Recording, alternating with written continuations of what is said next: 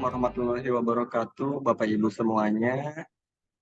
Terima kasih telah menyempatkan untuk bisa bergabung di forum komunikasi kali ini ya Bapak Ibu, di tengah kesibukan Bapak Ibu semuanya. Izinkan saya kali ini untuk mendesimasikan apa yang saya dapat dalam pendidikan guru penggerak ya Bapak Ibu. Jadi kali ini saya akan mendesimasikan tentang budaya positif. Izinkan saya untuk share screen, Bapak Ibu.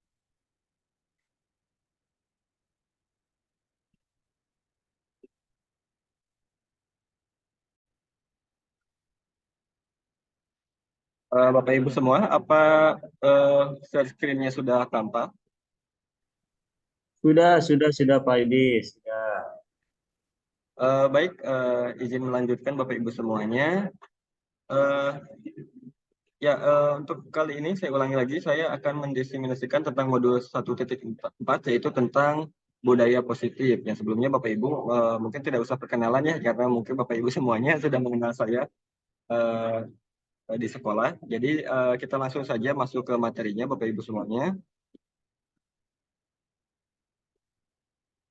Nah, untuk budaya positif itu ada beberapa poin. Yang pertama itu adalah disiplin positif dan kebajikan universal.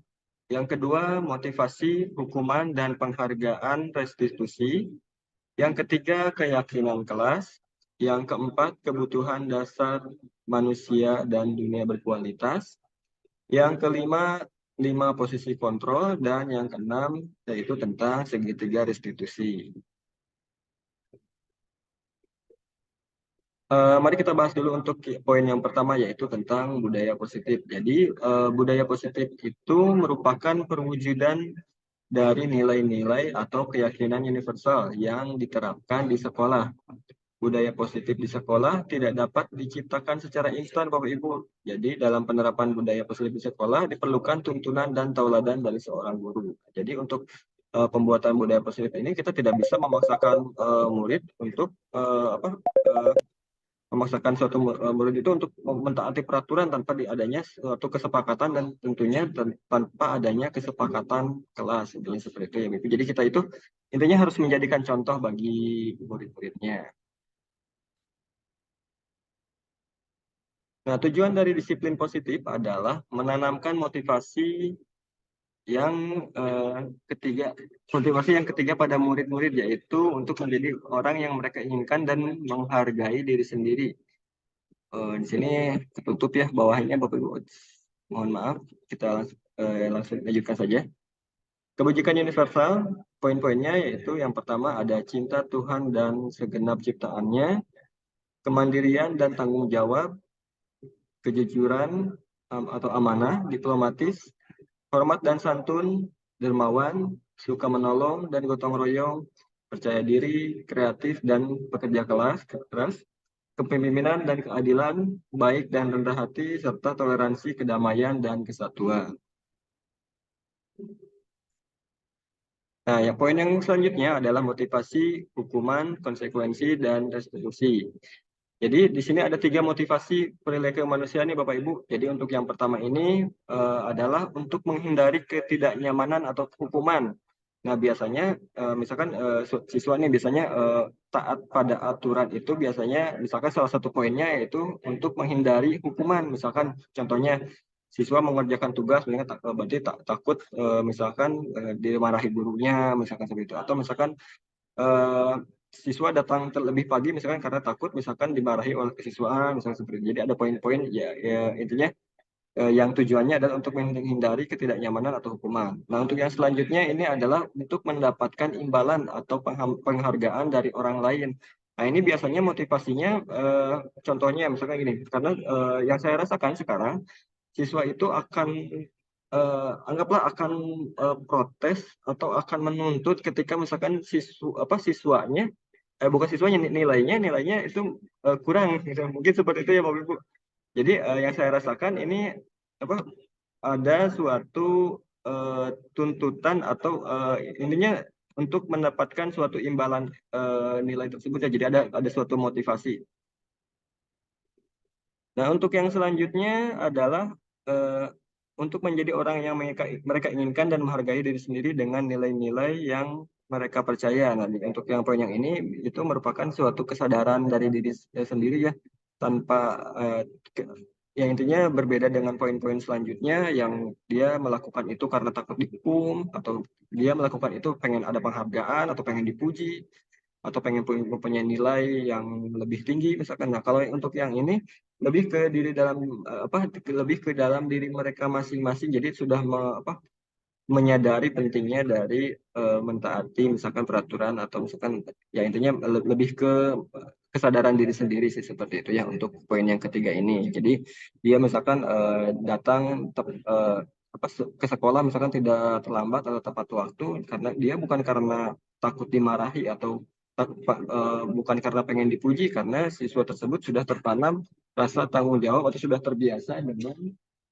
ini ya, sudah terbiasa dengan kebiasaan positifnya tersebut. Kita lanjutkan. Nah, selanjutnya yang akan saya bahas adalah tentang hukuman.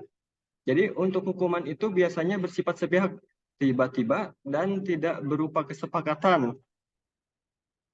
Eh, Juga tidak berkaitan dengan kesalahan. Jadi di sini, nah ini yang sering terjadi, di mungkin di sekolah-sekolah kita ya. Jadi eh, sering memberikan hukuman kepada siswa yang bersifat bersifat sepihak. Jadi misalkan gini, siswa misalkan tidak mengerjakan tugas, gitu, silakan kalian keliling lapangan sebanyak berapa kali. Nanti ada hubungannya, misalkan contohnya misalkan pelajaran saya, saya mengajar informatika, tapi ketika misalkan siswa tidak mengerjakan tugas, disuruh hukumannya itu misalkan tentang tadi misalkan disuruh keliling lapangan, nah, kan itu kan tidak berkaitan dengan kesalahannya ya, seperti itu. Dan juga di sini contohnya digambar siswa disuruh push up, padahal misalkan kesalahan dia bukan di bidang olahraga. Nah, intinya hukuman itu eh, ya bersifat sepihak, tiba-tiba dan tidak ada kaitannya dengan kesalahan yang mereka perbuat, seperti itu. Nah, yang selanjutnya adalah konsekuensi. Untuk konsekuensi ini disiplin dalam bentuk konsekuensi sudah terencana atau sudah disepakati, sudah dibahas dan disetujui oleh murid dan guru. Contohnya, misalnya setelah 3 kali tugasnya tidak dikerjakan pada batas waktu yang diberikan, atau murid melakukan kegiatan di luar kegiatan pembelajaran, misalnya ngobrol, maka murid tersebut akan kehilangan waktu bermain dan harus menyelesaikan tugas karena ketertinggalannya. Misalkan contohnya saya berikan contoh misalnya gini. Misalkan saya berikan kesepakatan kelas, misalkan kayak gini. Kalau misalkan tidak, contohnya tidak jauh beda seperti ini ya. Misalkan ketika misalkan 3 kali tidak masuk pelajaran saya, misalkan maka akan dilakukan misalkan eh, pemanggilan orang tua. Misalkan berarti kan sebelumnya sudah ada kesepakatan dengan siswa tersebut, berbeda dengan yang poin selanjutnya.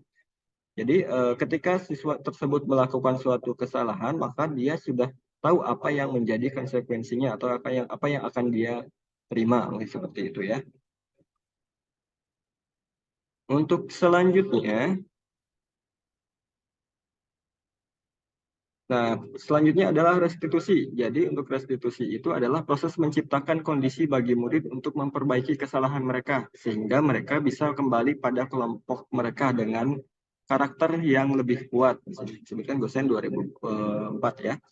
Ya, jadi proses restitusi di sini, jadi siswa itu diberikan pilihan untuk memperbaiki dari kesalahan mereka. Jadi jangan sampai kayak tadi kan dihukum secara sepihak, misalkan tadi apakah itu hukumannya berupa push up atau tindakan fisik, verbal maupun non verbal yang lainnya, ataupun misalkan yang sebelumnya dengan konsekuensi. Nah, untuk restitusi itu siswa diberikan pilihan. Jadi untuk memperbaiki kesalahan mereka itu mereka bisa apa atau bentuk tanggung jawabnya seperti apa? Mungkin seperti itu ya, Bapak Ibu. Nah, berikut ada tabel perbandingan hukuman, konsekuensi, dan restitusi. Nah, untuk yang hukuman, sesuatu yang menyakitkan harus terjadi. Karena biasanya itu ya, biasanya disebut menyakitkan. Kenapa? Jadi biasanya ya misalkan fisik atau kata-kata yang tidak enak. Terus untuk konsekuensi itu sesuatu yang harus terjadi karena tadi sudah ada kesepakatannya. Misalkan tadi ketika misalkan tidak sekolah, misalkan atau ya intinya tidak masuk sekolah, misalkan selama 3 hari akan ada pemanggilan orang tua. Ya berarti itu kan suatu konsekuensi yang sudah disepakati sebelumnya. Sementara untuk restitusi adalah merupakan pilihan. Jadi contohnya tadi kalau misalkan anggaplah misalkan terlambat selama misalkan terlambat masuk kelas selama misalkan anggaplah 15 menit, apa yang harus dia lakukan untuk memperbaiki kesalahannya tersebut. Jadi siswa diberikan pilihan, jadi tidak dihukum secara langsung oleh gurunya, jadi biarkan siswanya yang bisa bertanggung jawab atas tindakannya tersebut. Untuk yang selanjutnya di bawah murid atau anak akan tersakiti, ya tentunya tadi sudah dijelaskan ya. Untuk konsekuensi murid atau anak dibuat tidak nyaman, dan yang restitusi murid atau anak mendapatkan penguatan. Dan poin yang terakhir di sini disebutkan sistem tidak akan berjalan bila murid tidak takut. Nah, yang selanjutnya memerlukan monitoring dan supervisi terus-menerus dari guru, dan yang restitusi adalah murid belajar bertanggung jawab untuk perilakunya. Nah, jadi mudah-mudahan dari tabel tersebut Bapak Ibu sudah mulai bisa membedakan ya apa itu hukuman, konsekuensi, dan restitusi, dan tentunya Bapak Ibu juga bisa intinya lebih bijak dalam menghadapi murid seperti itu. Nah, selanjutnya adalah tentang keyakinan kelas. Jadi, keyakinan kelas itu adalah proses menciptakan kondisi bagi murid untuk memperbaiki kesalahan mereka, sehingga mereka bisa kembali pada kelompok mereka dengan karakter yang lebih kuat. Dosen 2004. Nah, di sini ada salah satu contoh keyakinan kelas yang pernah dibuat. Jadi, misalkan poin yang pertama adalah siswa harus hadir di kelas tepat pada waktunya. Piket kelas dilakukan lebih awal, dan poin-poin lainnya. Nah, di sini untuk contoh pembuatan keyakinan kelas ini harus menggunakan kata-kata atau kalimat yang positif. Jadi jangan sampai menggunakan kata-kata negatif. Itu maksudnya gini ya, misalkan untuk poin yang pertama kalau kita misalkan kita bandingkan dengan kalimat negatif, misalkan siswa tidak boleh terlambat. Nah, penggunaan kata tidak itu lebih baik diganti dengan kata positif. Terus misalkan yang nomor 2 di sini eh, piket kelas, misalkan ada jangan yang piketin. Di sini ada kekeliruan nih di poin terakhir, dilarang menyalakan handphone di dalam kelas. Nah, sebaiknya kata dilarang tersebut diganti dengan kalimat positif, misalkan eh, eh, mungkin kalau mungkin mohon nanti dikoreksi ya, misalkan bahasanya seperti ini, mode getar handphone ketika belajar. Jadi tidak ada kata dilarang atau tidak ada kata negatif. Mungkin kurang lebihnya seperti itu ya Bapak Ibu. Mohon koreksi nanti jika saya keliru. Kita lanjutkan dulu saja. Yang keempat adalah kebutuhan dasar manusia dan dunia berkualitas. Di sini ada aktualisasi diri, yaitu pengembangan diri, pemenuhan ideologi, dan lain-lain. Yang selanjutnya adalah kebutuhannya yaitu penghargaan. Di sini pencapaian, status, tanggung jawab, reputasi.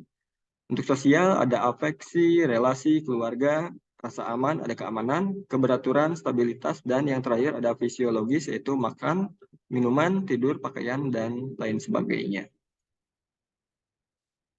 Nah, ini nih biasanya yang rame dibahas tentang posisi kontrol guru. Jadi untuk poin yang pertama itu adalah di sini ada posisi sebagai penghukum.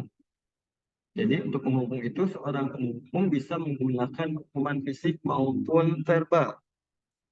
Nah, jadi orang-orang yang menjalankan posisi penghukum senantiasa mengatakan bahwa sekolah memerlukan sistem atau alat yang dapat lebih menekan murid-murid lebih dalam lagi.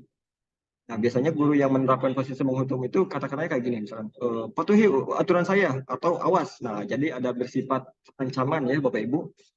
Terus misalkan contoh yang katanya gini, kamu selalu saja salah. Nah, itu salah satu contoh posisi kontrol yang menghukum ya, Bapak Ibu.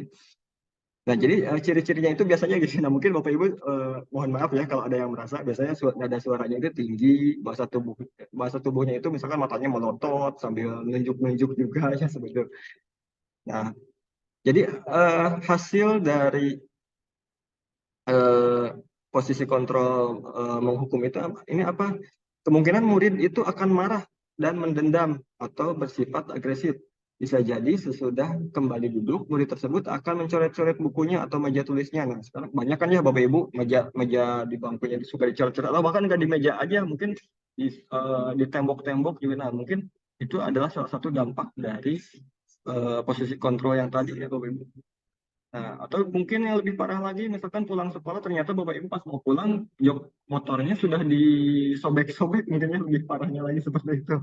Atau mungkin kalau Bapak Ibu melihat kejadian yang baru-baru ini, mohon maaf, guru ada yang sampai kalau nggak salah apa, mengalami kekerasan ya, intinya seperti itu gara-gara nilainya itu kecil. Jadi inilah dampak dari kalau misalkan posisi kontrolnya kita sebagai penghukum. Jadi sebetulnya untuk posisi penghukum itu tidak menyelesaikan solusi juga ya. Jadi mungkin ada dampak negatifnya seperti itu. Yang selanjutnya adalah membuat orang merasa bersalah. Posisi ini biasanya guru akan bersuara lebih lembut. Mungkin ditanya akan lebih jelas, saya jelaskan di slide selanjutnya. Yang ketiga ada posisi kontrol sebagai teman. Jadi guru pada posisi ini tidak akan menyakiti murid, namun akan tetap berupaya mengontrol murid melalui persuasi. Yang keempat, monitor atau pemantau. Memonitor berarti mengawasi. Dan yang poin nomor 5 adalah manajer. Posisi terakhir, manajer adalah posisi mentor di mana guru berbuat sesuatu bersama murid, mempersilahkan murid mempertanggungjawabkan perilakunya, mendukung murid agar dapat menemukan solusi atas permasalahannya sendiri. Nah, tadi untuk yang poin nomor 1 tadi sudah saya bahas ya.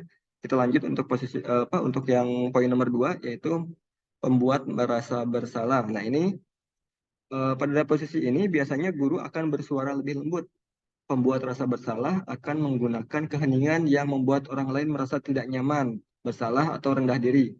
Nah, kata-kata yang dikeluarkannya contohnya seperti ini. Misalnya, aduh Bapak sangat kecewa sekali dengan kamu, atau misalkan aduh berapa kali sih Bapak harus memberitahu kamu, atau misalkan gini, nah ini mungkin saya juga harus mengevaluasi apa yang saya lakukan ya, karena saya sendiri ternyata ya setelah mengikuti CGP ini, jujur saja sekarang saya lebih ke posisi kontrol yang nomor 2 ini Bapak Ibu. Jadi saya suka membuat siswa itu merasa bersalah. Contohnya gini, saya selalu mengaitkan dengan orang tua. Misalkan, aduh gimana coba kalau orang tua kamu buat gini, kan orang tua kamu sudah menyekolahkan kamu, sudah keluar biaya. Jadi posisi saya di sini mungkin berbeda dengan yang pertama ya. Mungkin ada Bapak Ibu yang mohon maaf, ada yang posisi kontrolnya seperti tadi, yang pembuat apa untuk yang penghukum, ternyata posisi kontrol saya yang pembuat merasa bersalah ternyata kurang tepat juga. Karena kenapa? Murid akan merasa bersalah telah mengecewakan ibu atau bapak gurunya. Murid akan merasa menjadi orang yang gagal dan tidak sanggup membahagiakan orang lain. Kadangkala sikap seperti ini lebih berbahaya dari sikap penghukum. Nah, ternyata luar biasa ya. Ternyata sikap seperti ini malah lebih lebih berbahaya karena kenapa? Karena emosi yang akan tertanam rapat di dalam murid menahan perasaan. Ya, jadi intinya ada emosi yang terpendam mungkin ya. Jadi karena mungkin merasa dia itu sebagai orang yang gagal. Kalau yang tadi mungkin apa ya, di siswanya mungkin melampiaskan ke hal-hal yang negatif, apakah itu misalkan mencoret-coret atau misalkan tadi ke melampiaskan ke benda-benda milik gurunya. Nah, kalau yang ini mungkin berbahayanya karena si emosinya itu terpendam mungkin ya, karena merasa dia itu sebagai orang yang gagal. Tapi mudah-mudahan tidak eh, ini ya, tidak menjadi yang lebih besar lagi, atau lebih kasarnya mungkin amit-amit kalau misalkan jadi apa, psikopat ya. Oke, kita lanjutkan lagi. Untuk posisi kontrol yang selanjutnya adalah posisi kontrol teman. Nah, guru pada posisi ini tidak akan menyakiti murid, namun akan tetap berupaya mengontrol murid melalui persuasi. Posisi teman pada guru bisa negatif ataupun positif. Positif di sini berupa hubungan baik yang terjalin antara guru dan murid. Guru di posisi teman menggunakan hubungan baik dan humor untuk mempengaruhi seseorang. Nah, biasanya kata-katanya gini, ini juga salah satu posisi kontrol yang biasanya saya lakukan, Bapak Ibu. Mohon maaf karena Bapak Ibu sendiri mungkin tahu ya, saya bisa dibilang jarang sekali marah. Jadi saya untuk saat ini saya juga harus memperbaiki diri, selain tadi membuat merasa bersalah, saya juga memposisikan diri saya sebagai teman. Jadi kata-katanya misalnya ini, ayolah demi Bapak, atau misalkan ayo ingat nggak, Bapak kan pernah bantu kamu ngapain, nah misalkan seperti itu. Nah, jadi hal negatifnya apa? ternyata posisi sebagai teman juga ada negatifnya ya Bapak Ibu. Jadi murid itu akan merasa senang dan akrab dengan guru, itu positifnya. Ini termasuk dampak positif.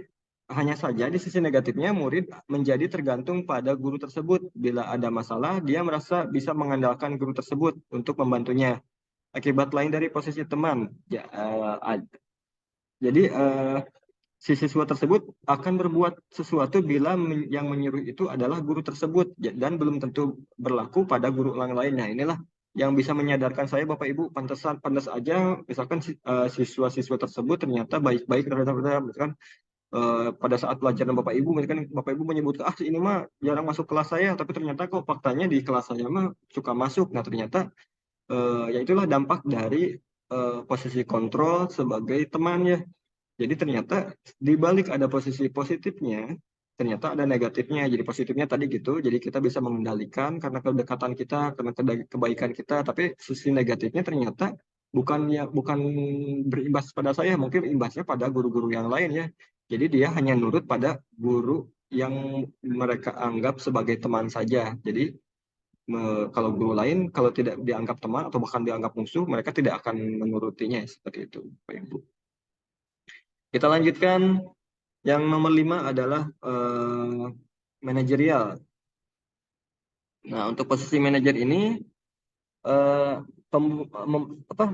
posisi di mana guru berbuat sesuatu bersama dengan murid, mempersilahkan murid mempertanggungjawabkan perilakunya, mendukung murid agar dapat menemukan solusi atas permasalahannya sendiri. Pada posisi manajer, guru akan mengembalikan tanggung jawab pada murid untuk mencari jalan keluar permasalahannya, tentu dengan bimbingan guru. Nah, Bapak Ibu, jadi harusnya kita itu sebaiknya ada di posisi kontrol manajerial. Kenapa? Karena di sini murid itu dilatih untuk bertanggung jawab atas perbuatannya dengan cara mereka, tetapi tentunya dengan bimbingan gurunya. Contohnya, eh, misalkan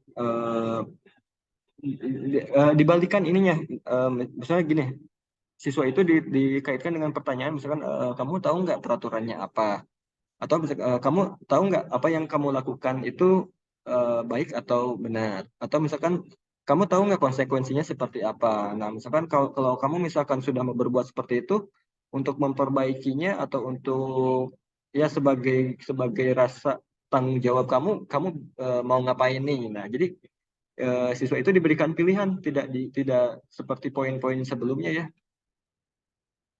Nah, contohnya gini, misalkan di sini saya simulasikan, meskipun saya tidak tampilkan teksnya ya, Bapak Ibu, saya bacakan saja.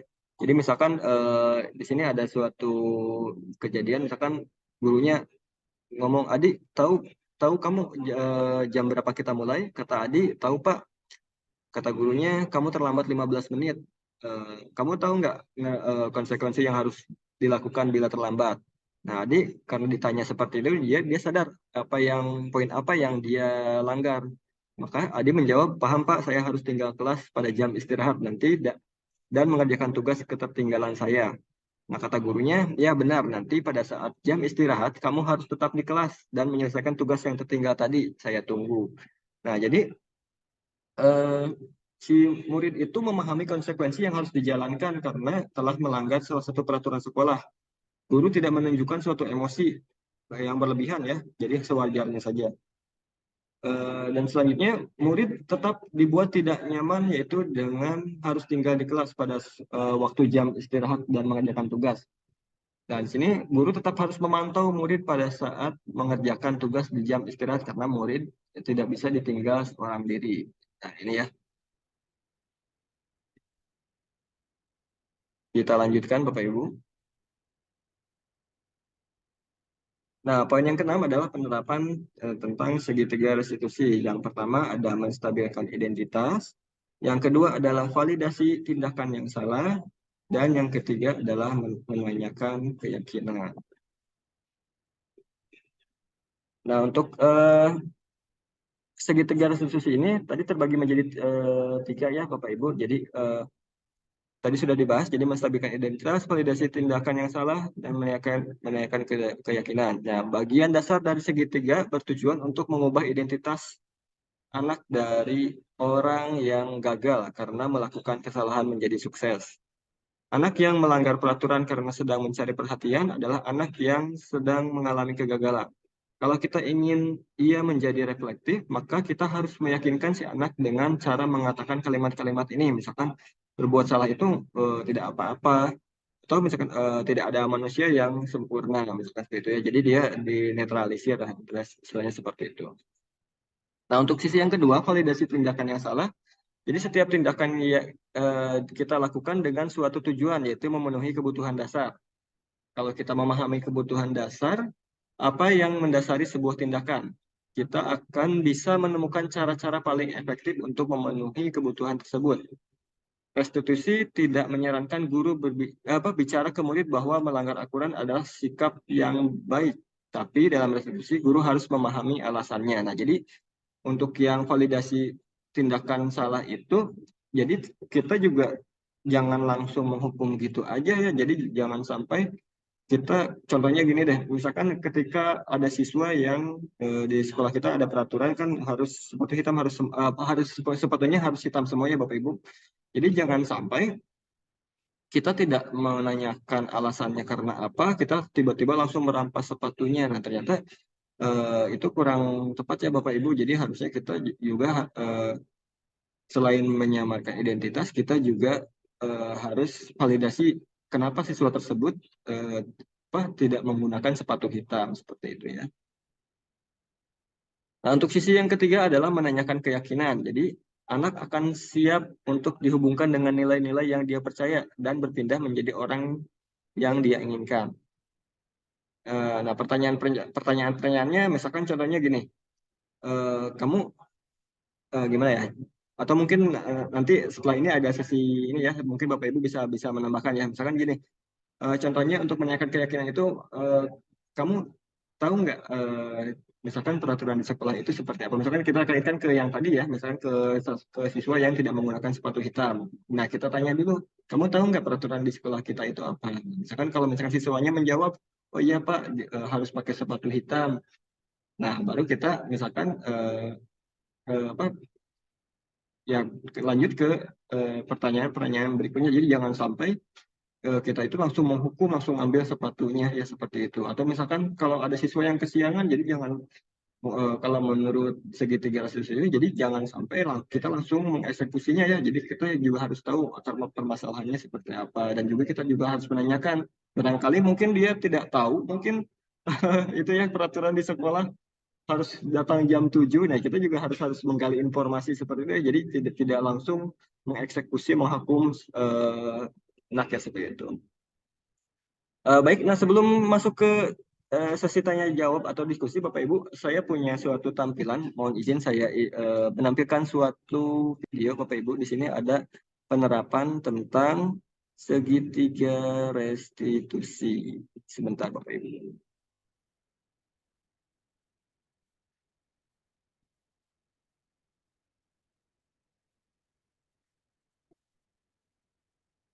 Mohon tunggu sebentar, Bapak Ibu. Saya akan share screen. Nah, apa sudah muncul Bapak Ibu untuk share screen-nya? Sudah Pak Edi, sudah. Baik. Ya, kita saksikan sama-sama. Di sini ada contoh penerapan segitiga restitusi. Silakan, selamat menyaksikan Bapak Ibu.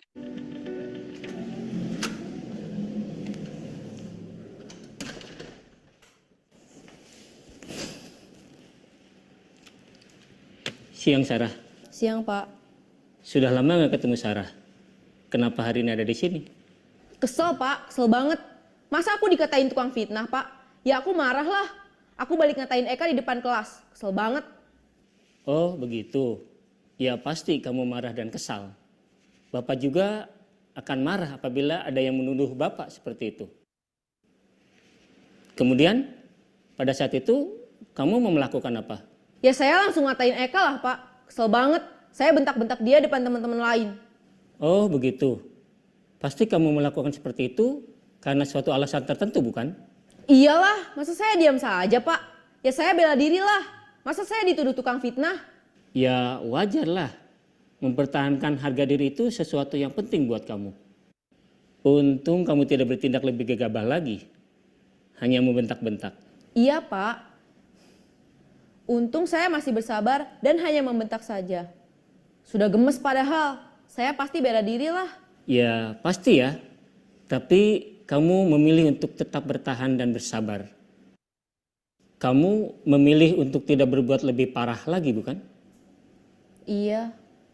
Nah, sekarang coba kita lihat lagi tindakan kamu yang bentak-bentak Eka di kelas. Tindakan kamu itu kira-kira sesuai dengan keyakinan kelas atau prinsip kamu tidak?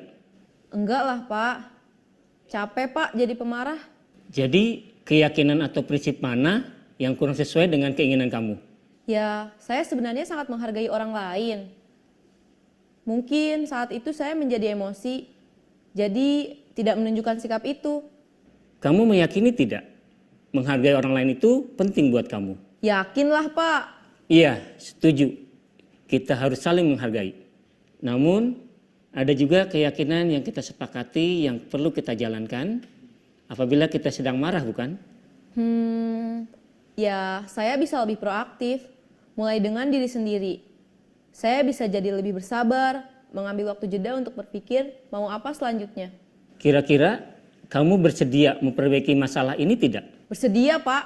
Kalau kamu memperbaiki masalah ini, kamu akan menjadi orang seperti apa? Saya akan menjadi orang yang bertanggung jawab kali ya, Pak. Dan senantiasa proaktif. Iya, menurut kamu bagaimana rasanya menjadi orang seperti itu? Ya nyaman lah, bangga bisa bersabar dan menahan diri. Baiklah kalau begitu. Yuk kita pikirkan bagaimana memperbaiki masalah ini.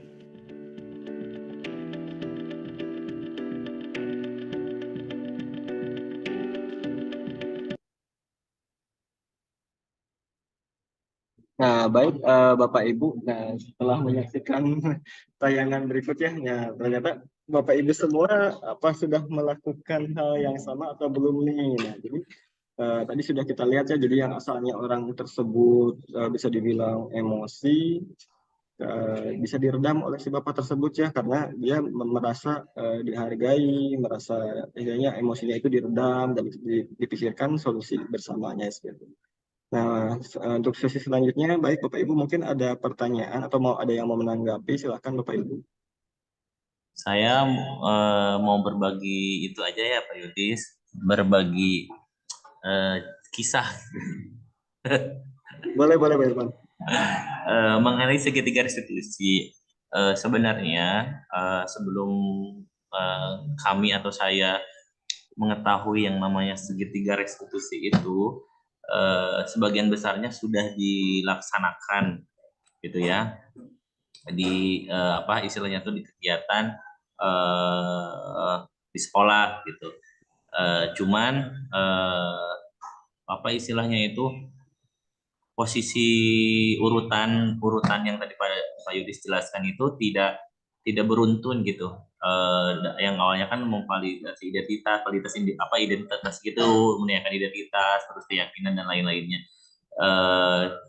Apa istilahnya acak gitu si kondisinya tuh sudah kami laksanakan, dan mungkin setelah tahu itu yang namanya segitiga restitusi, nanti kita bisa menstabilkan apa urutannya gitu, kondisinya seperti apa nanti gitu, jadi lebih lebih apa isinya lebih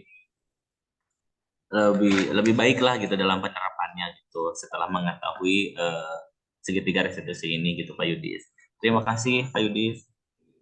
Baik, kembali kasih Pak Irfan, luar biasa sekali tanggapannya. Jadi sudah mulai diterapkan ya di sekolah kita, meskipun belum menyeluruh, tapi mudah-mudahan Bapak Ibu semuanya yang mengikuti kegiatan hari ini juga bisa ikut mendiseminasikannya Bapak Ibu. Jadi nggak cuma kita aja yang, atau nggak cuma tugas saya aja yang mendiseminasikan ya, jadi Bapak Ibu semuanya juga bisa ikut mendiseminasikan budaya positif seperti ini. Mungkin yang lainnya ada yang mau bertanya atau menanggapi, silahkan Bapak Ibu. Pak Deli, silahkan Pak Deli.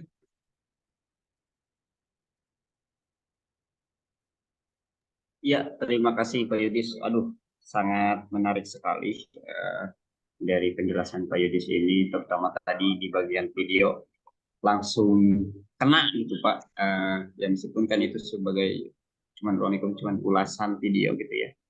Tapi di sisi lain, bagaimana itu menjadi contoh kita kira-kira kita menindak anak itu harus seperti apa, pendekatannya kayak gimana, terus lagi kalau untuk di sana kan ada urutan-urutannya nih, Pak Yudis sekalian bertanya saja, boleh nggak Pak Yudis ini tuh? Boleh, boleh Pak. Silakan.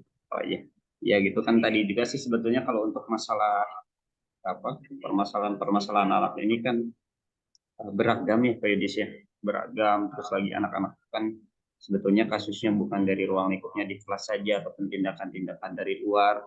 Nah tadi kan penyelesaiannya itu menggunakan segitiga restitusi. Tadi juga Pak Irfan membahas, namun apakah ada tanggapan lain gitu dari Pak Yudis kira-kira untuk menindaklanjuti anak itu harus harus berurutan dengan segitiga restitusi itu atau bebas boleh acak tergantung dengan dengan permasalahan yang berbeda dari si anak. Seperti itu Pak Yudis. Ya. Baik Pak Dani, terima kasih atas pertanyaannya. Mungkin kita sharing bersama ya, mungkin Bapak Ibu nanti intinya gini sih, kalau yang saya ketahui, jadi untuk segitiga restitusi itu, kalau yang saya dapatkan dari kemarin hasil loka yang pertama ya Bapak Ibu, ternyata untuk segitiga restitusi ini tidak harus selalu berurutan Bapak Ibu. Jadi tergantung dari masalahnya seperti apa. Kalau misalkan masalahnya misalkan masih, jadi intinya si segitiga restitusi tersebut masih tetap dilaksanakan sesuai urutan kalau bisa, tapi kalaupun misalkan ternyata tidak bisa, ya intinya tidak bisa sesuai urutan, itu tidak masalah. Jadi yang penting kita sudah melaksanakan segitiga restitusi tersebut. Jadi hasilnya seperti apa, mungkin yang penting kita sudah melaksanakan dulu tahapan-tahapannya. Karena tidak mungkin juga, misalkan kemarin dibahas pada saat lokakarya, saya ada membahas, ada pertanyaan gini Pak, apakah misalkan pada kasus-kasus berat itu, misalkan contohnya misalkan pada ada kasus kenakalan remaja, misalkan pada narkoba misalkan, atau misalkan ya intinya kesalahan atau kasus-kasus berat lah, apakah kita juga harus yang seperti itu? Dan ternyata teman-teman yang lain menanggapinya juga, oh kalau seperti itu mungkin sudah ada bagiannya masing-masing gitu ya. Jadi kita hanya bisa melaksanakan sesuai dengan apa yang seharusnya. Ya selebihnya perkembangannya seperti apa kita juga, nah intinya tadi kita juga tidak bisa bertindak sendiri juga, kita juga berkolaborasi dengan yang lain ya, seperti itu mungkin. Tapi mohon maaf ya bila jawaban saya kurang tepat, mungkin bisa yang lainnya bisa ikut mengoreksi seperti itu mungkin Pak Ibu. Terima kasih Pak Dewi. Atau yang lain Siap, Pak Yudis. Makasih banyak Pak Yudis. silakan ya, mungkin ada penanya atau ada yang mau menanggapi lagi sebelum kita akhiri sesi kali ini Bapak Ibu. Pak Irfan mungkin mau menanggapi lagi nih. Barangkali tadi saya keliru, silakan.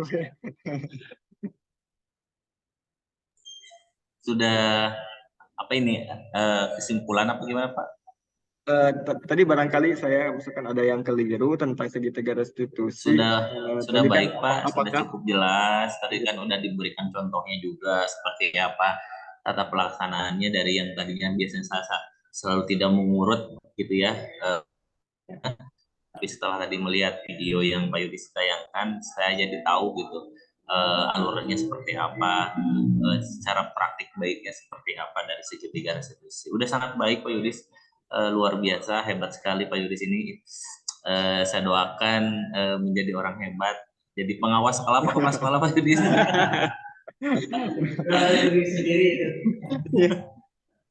ya Pak Irfan bisa aja. Jadi justru saya banyak belajar sama Pak Irfan ya. Pak Irfan ya sama-sama satu angkatan, CGP-nya biasa saling berbagi ilmu. Ya terima kasih juga sudah berkenan hadir di diseminasi kali ini ya, turut membantu. Ya sama-sama Pak Yudis, kita sharing praktik baik Pak Yudis. Ya. Sering-sering Pak Yudis. Betul. Ya intinya sih gitu. Jadi intinya sih yang saya simpulkan, kita tidak bisa berjalan sendiri, intinya kita tidak lepas dari kolaborasi. Jadi apapun kita mungkin di sekolah kita juga mungkin sudah ini ya, sudah sedikit banyaknya sudah banyak sedikit banyaknya sudah mulai diterapkan. Jadi ada bagiannya masing-masing. Jadi kalau misalkan anggaplah saya tidak bisa menanganinya, mungkin ada bagian-bagian yang lain yang lebih eh, berkompeten di bidangnya seperti itu ya. Jadi kalau misalkan ya intinya saling melengkapi lah seperti itu. Baik, sebelum ditutup mungkin ada lagi Bapak Ibu yang mau ditanyakan atau yang mau menanggapi, silakan.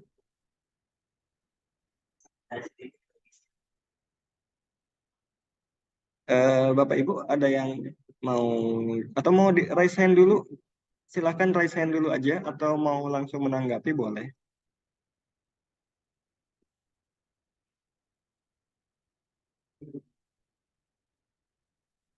Sepertinya tidak ada.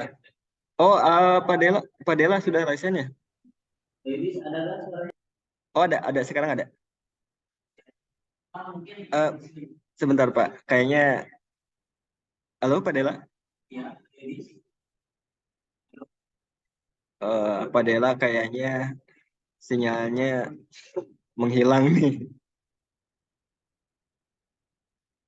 Oke, sepertinya Pak Dela, oke lah. Oke lah, kalau mungkin Pak Dela kondisi jaringannya mungkin kurang bagus ya, mohon maaf. Pak Dela mungkin nanti kita lanjut lagi karena berkaitan dengan waktu juga. Kita juga harus melanjutkan tugas utama kita sebagai pengajar ya. Jadi mungkin untuk Bapak Ibu yang lain juga kalau yang tidak sempat bertanya atau tidak sempat berdiskusi di forum ini bisa kita sharing ngobrol-ngobrol santai ya Bapak Ibu. Jadi intinya untuk kemajuan bersama ya kita harus saling berkolaborasi dan saya juga bukan orang yang paling tahu segalanya ya Bapak Ibu. Kita belajar sama-sama saja. Mohon ingatkan saya juga bila ada kekeliruan. Jadi intinya kita kolaborasi untuk menuju sekolah yang lebih baik lagi seperti itu ya Bapak Ibu. Akhir kata, terima kasih atas pertemuan kali ini Bapak Ibu. Mudah-mudahan sehat-sehat semuanya. Kita diskusi lagi di lain kesempatan di darat ya Bapak Ibu, tidak melalui online seperti ini supaya lebih Melalui udara. Ya, betul.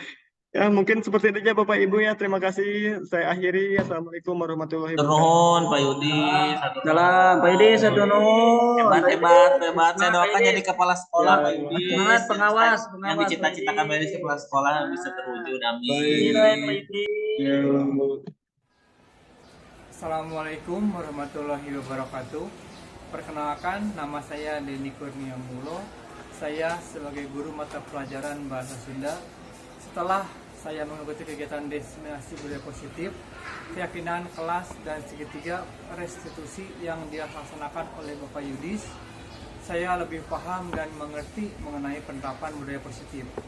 Saya lebih paham dan mengerti bagaimana cara mengatasi siswa dengan menerapkan segitiga restitusi. Semoga kegiatan pengimbasan ini bisa terus berlanjut dan memberikan dampak positif bagi lingkungan sekolah. Baik, Assalamualaikum warahmatullahi wabarakatuh. Waalaikumsalam warahmatullahi wabarakatuh. Oke, mudah-mudahan masih pada semangat semuanya ya. Karena sebetulnya sudah pernah dibahas ya, jadi pada saat awal pertemuan kita sudah membuat keyakinan kelas, tapi ternyata setelah beberapa kali pertemuan sampai sekarang ternyata keyakinan tersebut masih ada yang belum dilaksanakan. Nah, oleh karena itu sekarang kita akan membuat kembali keyakinan kelas untuk disepakati bersama. Karena kenapa? Akan kita terapkan baik itu dalam lingkungan kelas kalian di kelasnya atau lingkungan di Lemkom ini ya. Jadi jangan sampai nanti kalian kalau sekarang mending kalian masuk ke Lemkom itu dalam keadaan sudah bersih. Nah, untuk kelas-kelas sebelumnya langsung komentar ketika masuk ke Lemkom itu, Pak, kok Lemkomnya kotor, Pak, kok banyak sampahnya. Nah, sengaja Bapak tidak bersihkan dulu. Kenapa? Untuk membangkitkan atau untuk mengingatkan dulu keyakinan kelas yang sudah pernah dibuat. Nah, untuk kali ini kita akan membuat lagi keyakinan kelasnya sekalian mengingatkan yang pernah kalian buat dulu pada saat awal semester ya. Jadi untuk kali ini silahkan sudah diberikan ya linknya. Jadi silahkan kita buat masing-masing dulu karena di sini kurang lebih ada 20 bangku. Kalaupun kurang tidak masalah, jadi silahkan kalian ketikkan dulu yang menurut kalian akan dijadikan keyakinan kelas. Nah, sekarang boleh kalian diketik dulu untuk keyakinan kelasnya. Ya.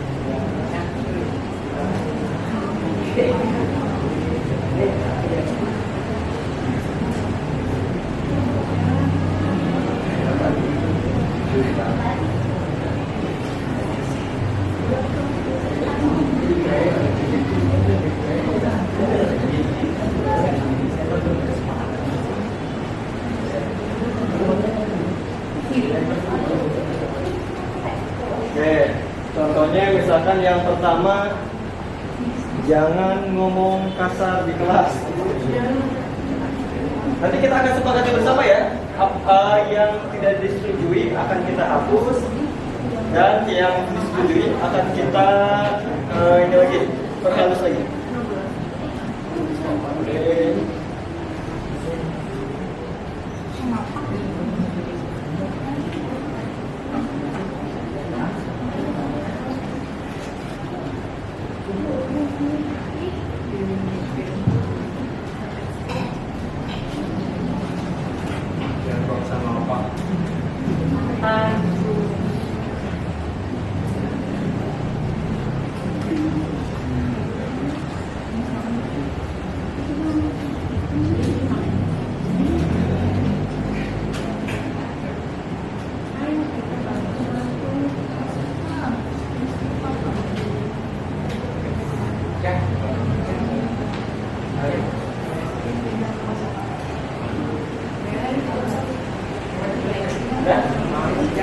Ini nomor benar nggak ada yang isi.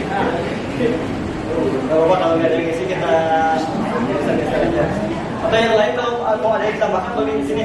Kita bakal ada 20 keyakinan kelas yang akan kita sepakati atau akan kita diskusikan hari ini ya. Kalau tidak kelihatan nanti akan Bapak baca. Atau di monitor masing-masing juga semuanya sudah tampak ya. Satu berapa lagi nih? 6, 11 2 dihapus lagi kenapa?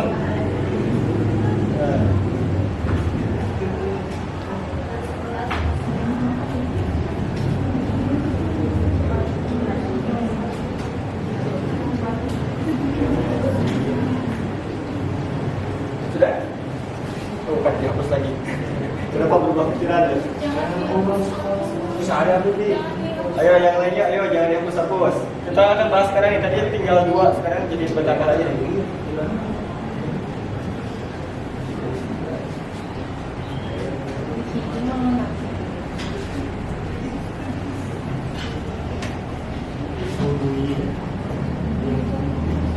Sudah?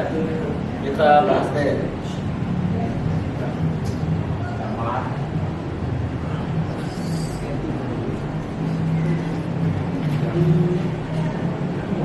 Nah, kita bahas satu persatu. Yang nomor 1 dulu.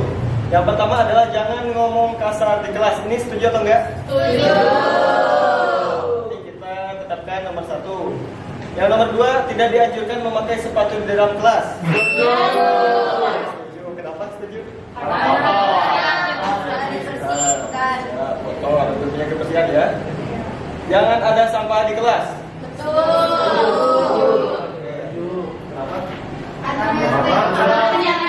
Gimana kelas juga ya, jadi kalau kalian belajarnya banyak sampah nggak nyaman ya. Iya. Dilarang tiduran ketika pelajaran sedang berlangsung. Nih.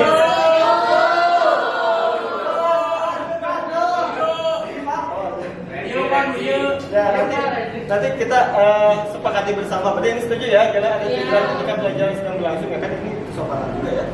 Yang selanjutnya jangan membuli teman. Sangat setuju. Emang pasti ada yang dulu ya? Ada. Mudah-mudahan akan lenyap.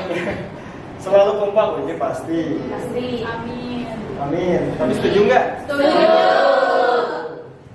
ketujuh, nah ini membayar uang kas tepat waktu. Nggak kuat. Nah, apa beda lagi nih? Kesepakatannya yang apa nih untuk uang kas? Berarti kan untuk tepat waktu berarti tidak sih, ya?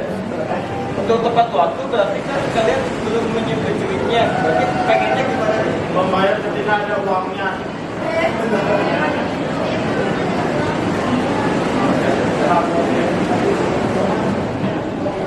Gimana nih? Sepakat. Kalau nggak ada uang kas, Bapak. Iya, dikasih aja. Oh, diberikan waktu Pak ya?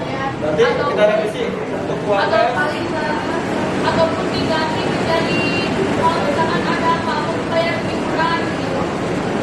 Diganti dengan uang kas, soalnya uang kas kan Jadi gimana nih bahasanya bagaimana? membayar iuran tepat waktu. Jika ada Ini aja deh. Mungkin membayar iuran tidak melebihi batas batas waktu ya. Jadi kalau misalkan gini, kalian ada iuran tapi harus selesai misalkan ada pas ini tidak boleh lebih dari sedikit kan? Kalian boleh kan bayarnya sekarang, besok mungkin tidak boleh lebih dari sini gitu kan? Berarti untuk uang kas ada kita jadi hilang. Batas waktu. Next. Habis tidur mau kena atau sejadahnya diberesin lagi.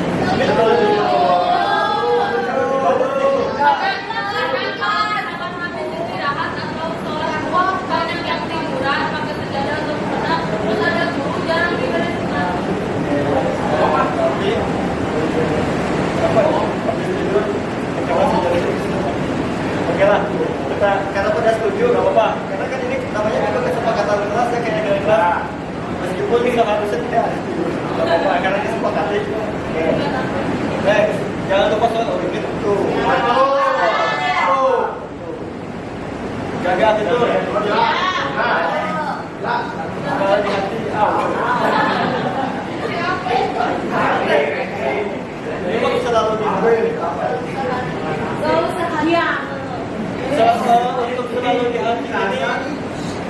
untuk selalu di hati ini, mungkin lebih sama dengan kompak ya. Berarti ini masih ada hubungannya dengan kompak atau kepala. Jangan buang sampah sembarangan. Jangan ada sampah nanti sama ya. Nanti kita perkecil aja, kita lebih bersihkan. Nanti bagaimana? Kalau bisa sama dengan kompak, jangan buang sampah sembarangan. Kayak kita sempit tadi ke atas. Nanti kita bikin universal ya, tidak hanya di kelas saja tentang buang sampah. Jika ada tugas langsung dikerjakan, jangan ditunda. Jangan ngobrol jika guru menjelaskan. Udah ada nggak? Ada belum? Udah ada di atas.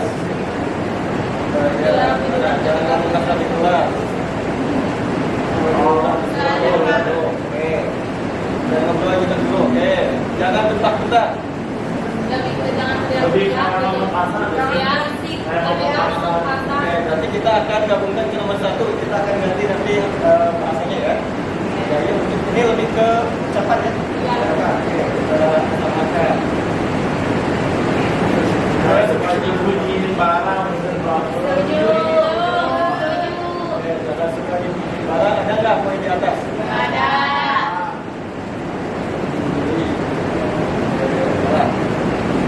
Dan selanjutnya tidak perlu berisik jika di dalam kelas. Tidak perlu berisik ini. Dan tiduran yang boleh kompak tidak ada ya. Oke, dan berisik itu termasuk nggak ya dia bukan? Oke, kita boleh sendiri ya. Oke. Jangan kasar pada temannya. Jangan kasar pada temannya, ini bisa masuk di poin 1, bisa masuk ke poin 5. Nah, untuk jangan kasar ini bisa termasuk. Yang terakhir, jangan bekas jika ada pembagian kelompok yang kurang nyaman. Untuk yang ini kan kalian kan, oke, bapak ulas sedikit ya, ini pembagian kelompok kan kalian nggak cuma di sekolah ini aja bersosialisasinya, di dunia kerja pun mau tidak mau kalian harus berani dengan orang lain. Jadi mau jadinya mau tidak mau kalian harus mulai membiasakan bersosialisasi atau berbaur dengan yang lain. Jadi jangan sampai mau tadi itu jangan. Memang silakan berkolaborasi ya. Ya berarti nomor 20 tadi disetujui. Berarti kita sudah mempunyai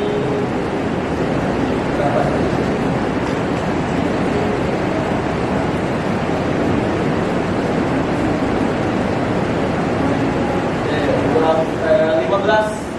Keyakinan kelas untuk 1257. Nah sekarang kita akan rubah ke dalam kalimat positif. Jadi kita rubah kata-kata yang sebelah kiri atau di bagian satu menjadi suatu kalimat positif. Yang pertama, menurut kalian kalimat positifnya bukan jawabannya. Jangan ngomong kasar di kelas, berarti Dilarang berbicara. jangan pakai dilarang. Harus berbicara dengan baik. Oh, Berbicara dengan baik dan sopan. Oke. Tidak dianjurkan memakai sepatu di dalam kelas. Nanti Melepas sepatu di dalam kelas. awas kaki ya. Ya.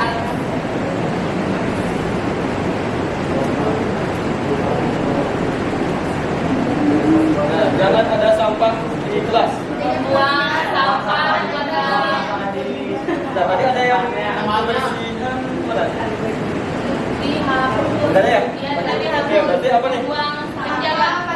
Buang sampah. Buang sampah pada- Buang sampah pada tempatnya. Buang sampah.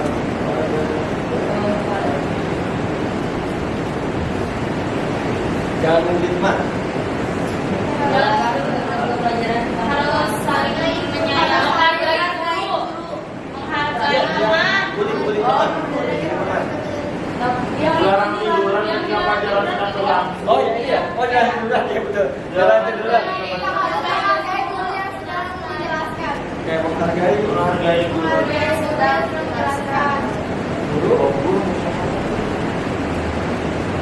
Hargai guru sebenarnya cukup. Iya. Tidak hanya dalam sedang menjelaskan aja ya, dalam kondisi apapun menghargai guru. Oke, selanjutnya boleh teman nih apa nih?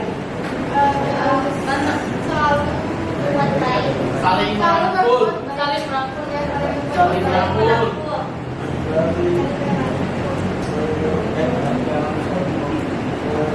Ini sama kalian diketik juga bisa. Saya sama kalian dah. Kompak. Siapa yang mau merevisi nih? Ya. Sama seperti. Yang aktif siapa nih? Ya, ada yang hijau nih, siapa nih? Atau gini deh sob, kalian mau merevisi yang mana sob biar cepet deh. Sob, ini ada beberapa poin lagi dari nomor berapa nih? Nomor 6 sampai 15 sob, langsung revisi menurut kalian. Menjadi kalimat positif.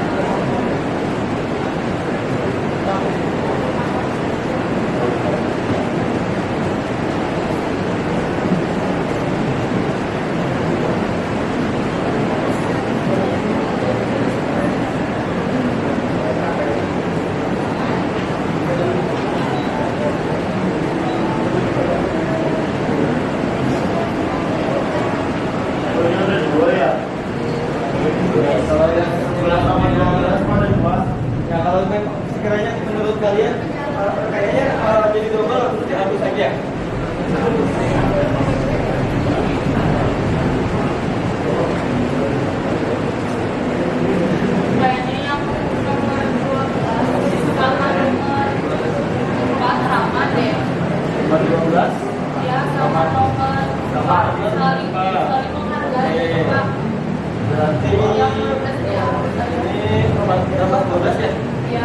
12 berarti kita hapus. Kita lihat kalimat positifnya mengerjakan tugas tepat waktu tidak juga. Nah, ini hapus.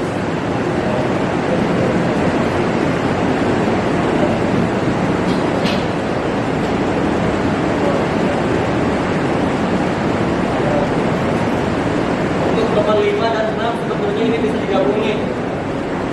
Jadi di sini saling merangkul dan menjalankan kebersamaan.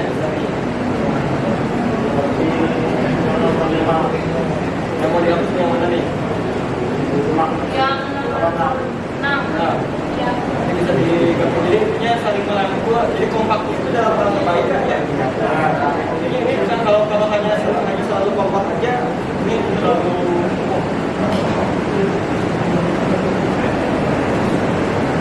nggak kompak. Membayar bulan, bagi bulan. Ini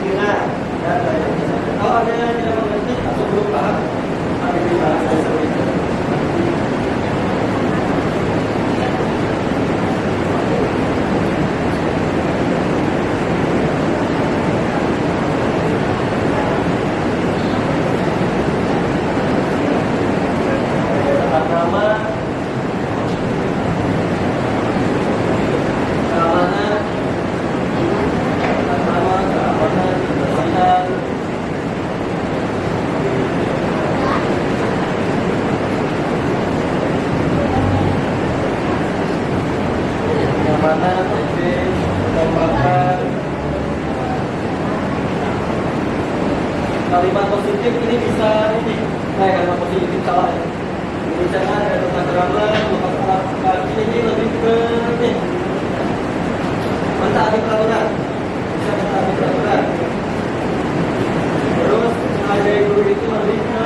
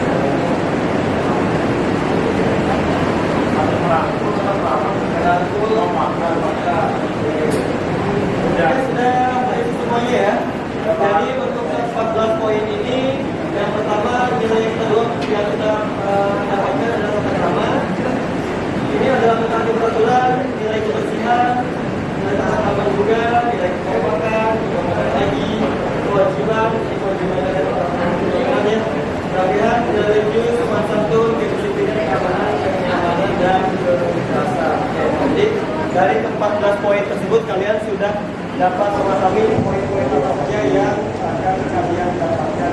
Ya. Mudah-mudahan keyakinan kelas ini bisa diterapkan dan tidak intinya bisa diterapkan dan jangan ini menjadi patokan kalian dalam menggunakan supaya kelas itu lebih nyaman dan lebih nyaman kalian. Setelah ini nantinya akan kita buatkan evaluasi. Nanti silakan kalian dicetak dan ditempel di kelasnya. Jadi kalau misalkan kalian ada yang melanggar, silakan ingatkan kita punya ada poin-poin yang sudah disepakati bahwa ini. Nanti kita juga akan intinya membantu menyadarkan rekan-rekan semuanya melalui keyakinan kelas ya. Oke, jadi seperti itu saja keyakinan kelas yang kita beri. Sudah sepakat semuanya? Kalau sudah sepakat, jadi nanti kita akan buatkan sebagus mungkin, semenarik mungkin. Kita bikin posternya, kita bikin di kelas, kita cetak, juga jadi kita cetak, kita tempelkan di kelas ya. Oke, kalau ini sudah disepakati, mungkin kita tutup saja, kita save. Ini kita resmikan menjadi keyakinan kelas 12/7. Terima kasih atas kontribusinya memberikan suatu keyakinan di kelasnya. Jadi kita akan ketemu lagi di lain waktu. Mudah-mudahan ini sudah menjadi suatu kebiasaan baik buat kalian. Oke, terima kasih. Assalamualaikum warahmatullahi wabarakatuh. Waalaikumsalam warahmatullahi wabarakatuh.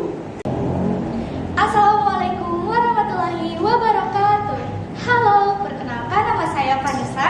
Saya dari kelas 12 MIPA 4. Setelah saya mengikuti kegiatan pembuatan keyakinan kelas tadi bersama Bapak Yudis, kesepakatan di kelas ini berisi tentang kebiasaan-kebiasaan positif yang akan diterapkan oleh warga kelas. Dan saya merasa setelah dibuatkan keyakinan kelas ini, terciptalah kelas yang nyaman, kelas yang penuh dengan keceriaan, serta kelas yang penuh dengan rasa kekeluargaan. Dan kedepannya, saya yakin akan banyak budaya-budaya positif lainnya yang tercipta di kelas maupun di lingkungan sekolah kami. Sekian dan terima kasih. Wassalamualaikum warahmatullahi wabarakatuh. Assalamualaikum. Waalaikumsalam. Ayo.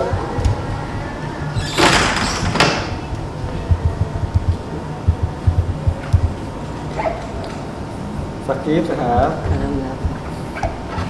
Tadi bapaknya dengar laporan dari lobi sakit udah terlambat. Kenapa terlambat? Kasihan. Gara-gara waktu malam Begadang.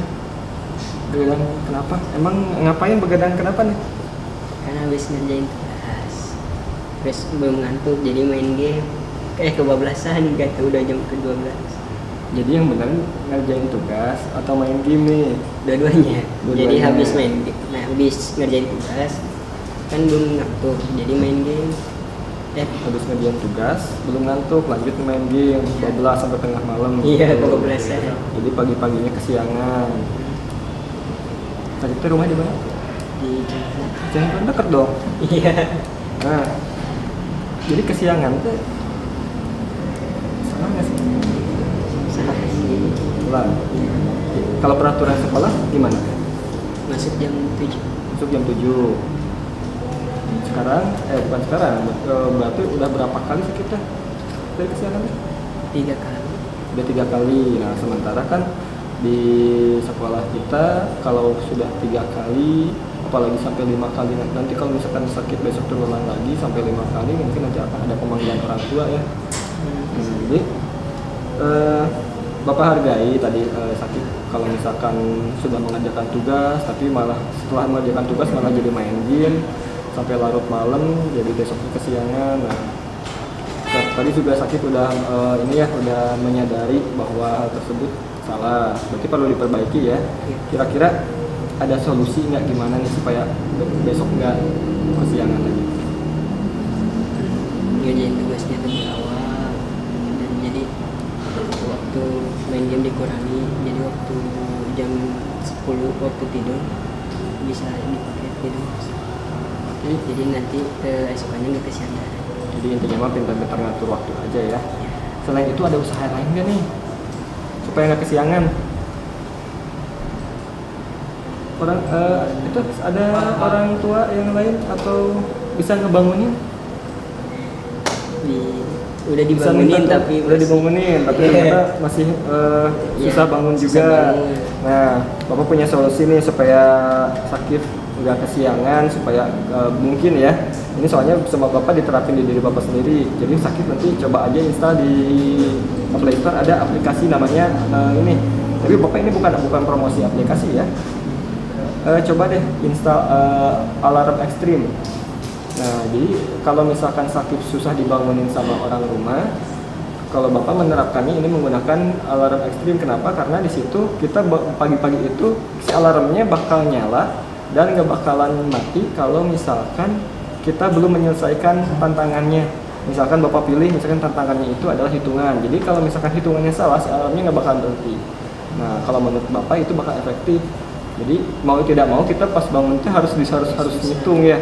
Jadi kalau misalkan hitungannya salah, si alarmnya nggak bakal terus bunyi. Jadi kalau menurut Bapak itu bisa lebih efektif kalau misalkan ternyata tadi cara pertama sakit dibangunin sama orang rumah, ternyata susah bangun juga.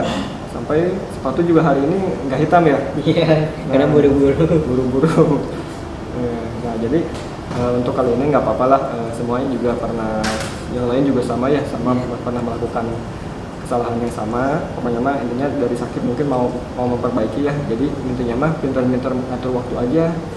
Jadi kalau misalkan boleh main game, yang lain juga ada kok yang main game sampai profesional, sampai menghasilkan uang. Cuman ya harus tahu waktu ya. Jadi kalau waktunya, karena apalagi sekarang sakit posisinya sebagai pelajar, besoknya harus sekolah. Nah intinya mah harus pintar-pintar ngatur waktu aja ya. Nah paling solusi dari Bapak gitu, kalau misalkan sakitnya mau silahkan ikuti, misalkan tadi mau pakai aplikasi atau sakit misalkan mau pakai cara lain silahkan. Yang penting tidak ada kesadaran dari sakit sendiri ya. Jadi untuk hari-hari berikutnya jangan diulangi lagi ya, seperti itu. Nah jadi supaya nggak terlambat, gimana mau menyapa kajinya? Gimana nih? Mau coba aplikasi tadi? Nanti saya Dicoba dulu ya. Ya. Nanti dicoba dulu aplikasinya seperti apa. Mudah-mudahan ada perubahan, atau mudah-mudahan tanpa aplikasi juga besok bisa bangun lebih pagi ya. Ya. Pokoknya atur waktu aja, atur schedule-nya supaya cepat.